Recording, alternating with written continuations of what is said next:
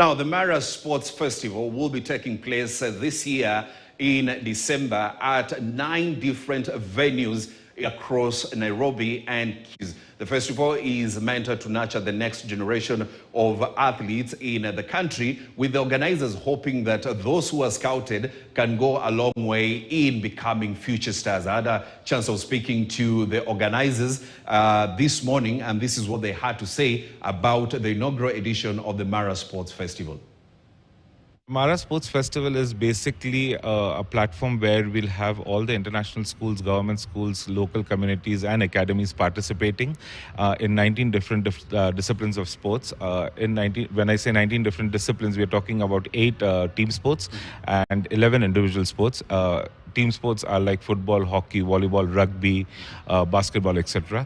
And when we speak about individual sports, we're talking about athletics, swimming, squash, karate, judo, chess, tennis, badminton, and we're looking at roughly more than 15,000 kids participating and a total of 35,000 entries coming in for this. We're targeting almost 300 schools across Nairobi and Kiambu City, and the total number of events that we are doing is roughly around 750 events, and 5,000 kids are going to be winners over here, and there's a total prize pool of more than 7 million shillings, which is basically equipments for the kids who win, for the athletes who win. The equipments will basically go to the schools, the institute that they are representing, so that more and more kids can get a chance to get more equipments and grow the sports, whichever the sports that they play and they love for. Well, that is but you were talking about numbers, and having more than almost 30,000 participants in the tournament.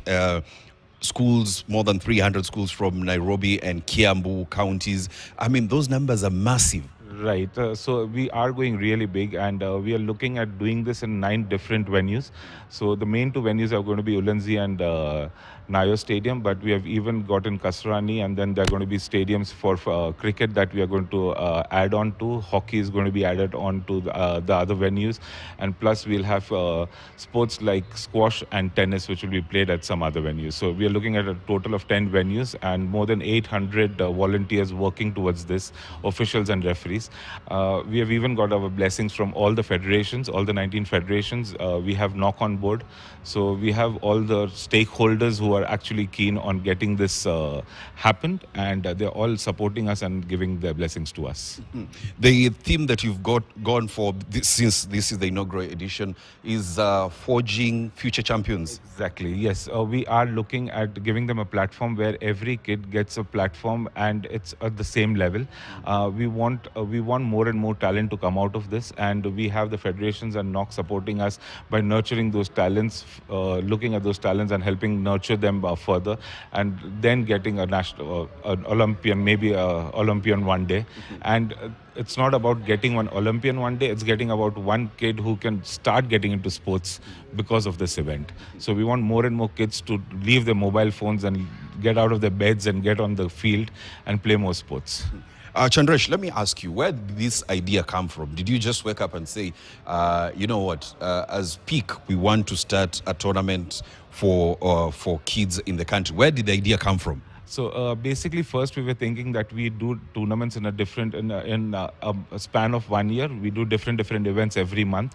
But what is happening is the bigger sports like athletics, swimming, football, they get a lot of limelight. The smaller sports, maybe something like a squash, the limelight is not really there. So the main interest of what we wanted to do was we wanted to get more and more corporates getting involved with this, and to get the corporate eyeballs, we needed to create something which is on a much bigger scale, and that is the reason where we came up with an idea of doing everything at the same time.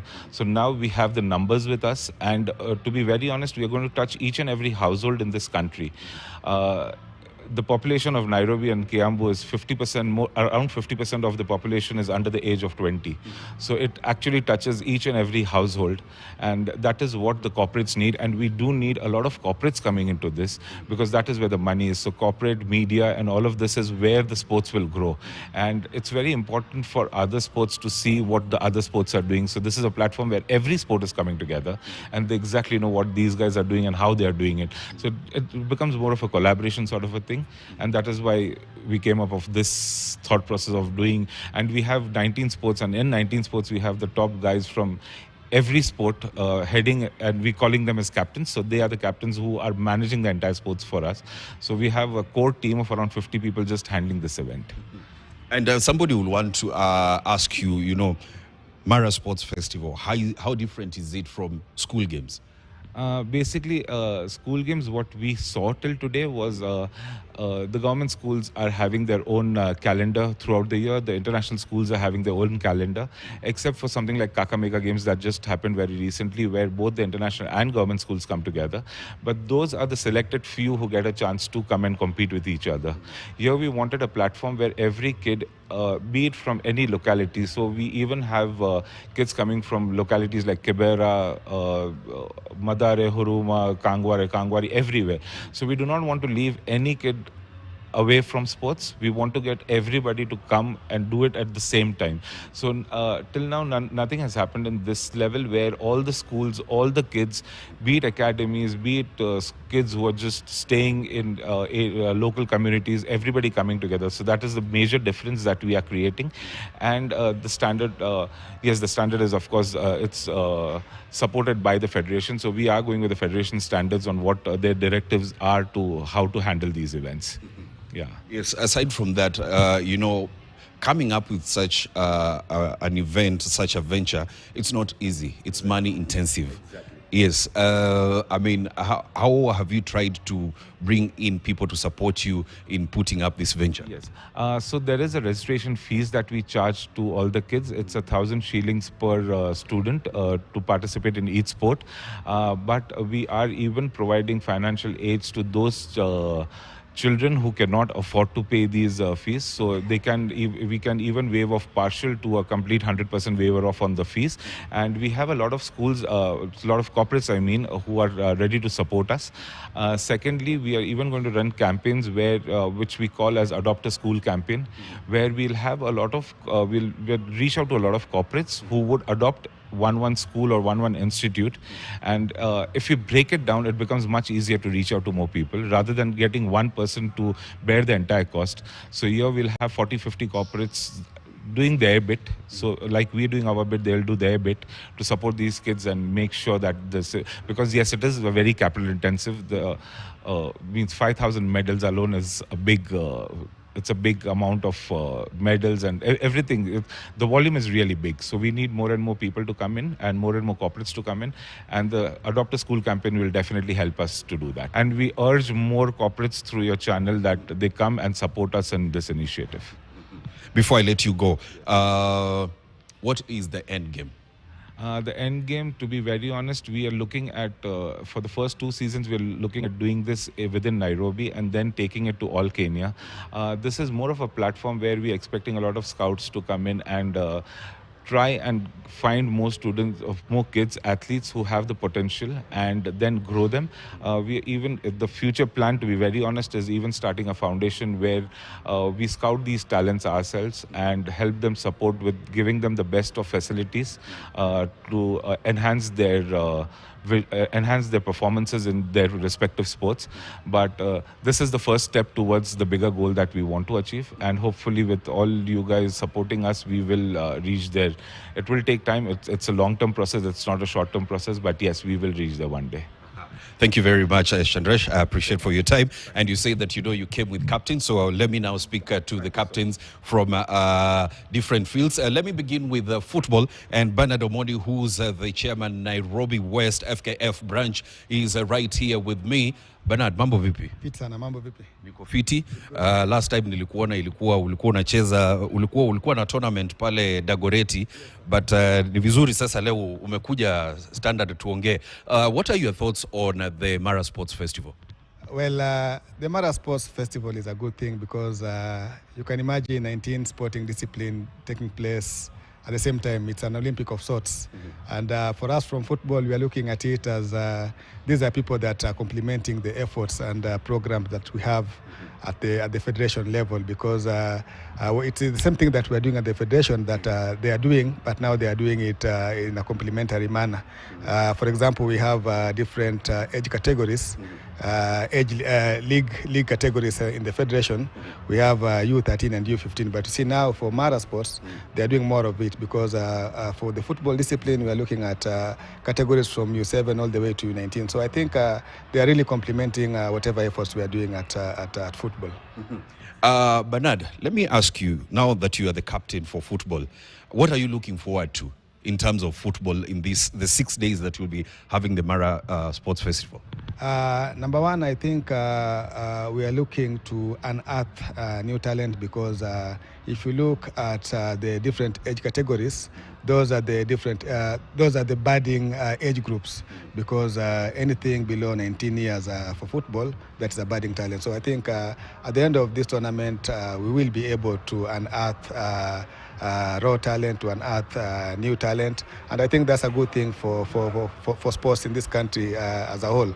Yes. Yes. As FKF, do you probably feel that this is one way of easing the burden of you going out to scout? Absolutely, absolutely. It has not been easy, especially for the logistical reasons and maybe financial reasons. So if we have partners, if we have organizations willing and ready to work with us, to partner with us, I think it isn't the financial burdens, the logistical burdens, and I think it's a good thing, and we encourage more and more organization to come through and do whatever Mara Sports are doing. I think it's a good thing for football in general. And finally, your expectations in December? My expectations in December, number one, I think we'll be able to have a fantastic event. We'll be able to have a quality event in terms of the kind of football that will be showcased at the different age groups. Football is a game of flair and fun, so we hope that we will have good quality, because I'm looking at the list of teams that have confirmed participation. I think we will have a great football bonanza in December, not only in football but for all the other disciplines. I think looking at the list of teams and individuals that have confirmed participation in December, we are in for a great sporting extravaganza. That's why I'm calling it an Olympic of sorts. An Olympic of sorts. Thank you very much. Now let me speak to the other captain, Collins. How are you doing? I'm fine, thank you. Good to have you here. You know, most of the times we meet at the swimming galas, but good to have you here on Scoreline. When you were approached about the Mara Sports Festival, what went through your head? Actually, when I talked to Chandresh about the Mara Sports Festival, I saw a vision, someone with a vision of actually growing the sport and actually scouting the talents in the country and giving more opportunity to athletes, to swimmers, I can say from the swimming perspective, swimmers and all the other athletes, because as my other captain said, Bernard, as national federations, we are a little bit tight in terms of scouting the talents, and even running the cost of running the events becomes a little bit more expensive. But with the Mara Festival coming in, it will be an opportunity for us to get a bigger pool of athletes, you know, and to scout from, and even get more talents from it. Do you feel probably like there will be conflict of interest, because now the same people that you are handling in swimming, or rather the same schools that take part in the swimming competitions, will also be taking part in the Mara Sports Festival, and there will be that feeling that, you know what, if we compete here, there's no need of competing here? There will be no conflict of interest. One, swimming is such a big sport that actually you're looking at the numbers of athletes that we have. There is nobody who can say you can give opportunity to all of them at the same time and finish all of them, you know. But we're looking at the numbers that we have, the more the opportunity, even as a national federation, and looking also the counties also, like, for example, Kiambu and Nairobi, those are one of the biggest counties in the country that are running swimming. They get actually, at the end of it, they will have more participants who will actually get into the database of those counties and be able to now get into the mainstream swimming. Looking at some of the schools that may be coming, they have never taken part in those competitions, maybe even at the county level. But through this opportunity, now they can get into the mainstream swimming. And it is an advantage to the counties. Yep. Yes, taking a look at the motto of forging future champions and nurturing the next generation of future stars. What do you feel this offers to the young swimmers that we have in the country? One, I like to say Kenya is a sporting nation, and there's so much talent that is untapped. This festival will actually unearth some of those talents that we have not even seen yet.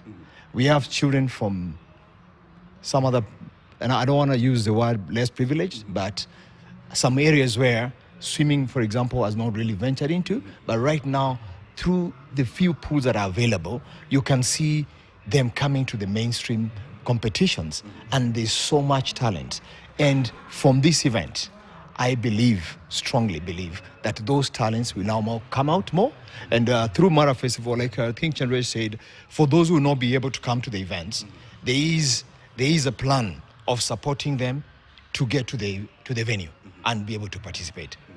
So from this event, I believe we'll have many more athletes coming out, many more talents, and I believe also we'll see many more now greater swimmers coming up at the national level. Yep. Finally, what are your expectations come December? I'm expecting one of the biggest talent search events. And I'm expecting to see many swimmers coming up, not only swimming and other athletes from different sports, and now getting established, scouted, and being supported, nurtured to get even better in the sport. And also looking at getting Olympians from this. Because like you said, we had the president, Shadrach Maluki, now president, coming to the inaugural, event, opening the inaugural event of Mara Festival. That was a good show, that all the Olympic sports are actually factored in this. This is a plus to all the federations. Well, that is all about the Mara Sports Festival that will be happening in December in Nairobi and Kiambu counties. 19 disciplines and more than 30,000 athletes expected to participate in the festival. So let's take a short break. When we come back, it's Talk Rugby. Vincent Onyala is here, as well as Andrew Amonde, and we'll be talking about this KCB's 7th season. Remember, they claimed the title from Kenya Harlequins, and now they've won 5 national titles, which is a record. They will be telling us how the season has been and what to look forward to the 15th season when it starts. That will be in a bit.